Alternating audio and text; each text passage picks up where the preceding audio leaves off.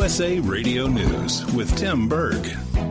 The Democratic-controlled House Judiciary Committee votes 24-16 to hold Attorney General William Barr in contempt. As expected, parts of the hearing were contentious. You're going to get to ask the guy who wrote the whole darn document. We're all going to get asked him questions. Why don't you hold off on this contempt until at least the guy who wrote the thing spent 22 months and $35 million with a whole bunch of Democrat lawyers putting it together? Why don't you wait and ask him next week before we do this contempt resolution? I'll answer, well, essentially because it would be useful to read the material before we have him in front of us. Lawmakers are working to make sure small business owners are protected from business regulations deemed harmful. Iowa Senator Joni Ernst feels lawmakers need to be more aware of how legislation can affect business owners. Too often, regulators in D.C. don't fully consider how the rules and regulations they churn out impact our small businesses. This is USA Radio News. The Navy will deploy a hospital ship to help refugees from Venezuela. USA Radio Network's Chris Barnes reports. The USNS Comfort's to be deployed to the Caribbean, Central America, and South America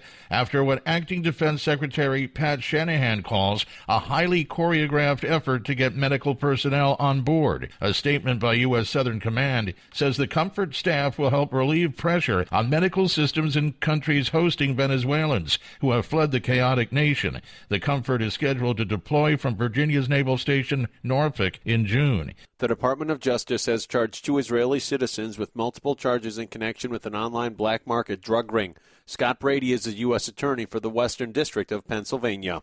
We unsealed a criminal indictment charging the owners and administrators of Deep.web.com, Tal Prahar and Michael Phan, with a money laundering conspiracy. Both suspects are in custody, and you're listening to USA Radio News.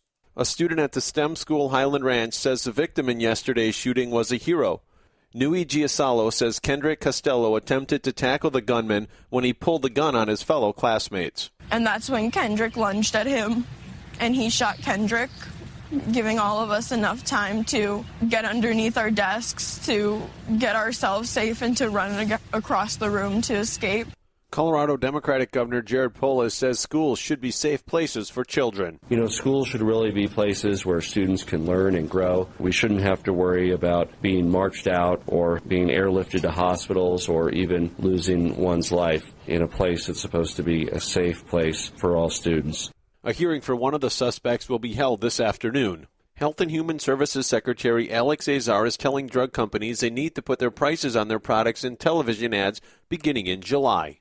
President Trump today is requiring that drug companies that run those TV ads to disclose the list prices of their drugs in those ads. It's time for the pharma companies to start leveling with the American people about what their drugs cost. Azar also talks about the kind of changes he expects to see from this change. Well, we think list prices are going to go down. We think that this will cause drug companies to see an impact on their sales. If their prices are too high and people find that they're too high, they're going to have informed discussions now with their doctors. Azar was speaking there on Fox News. For USA Radio News, I'm Tim Berg.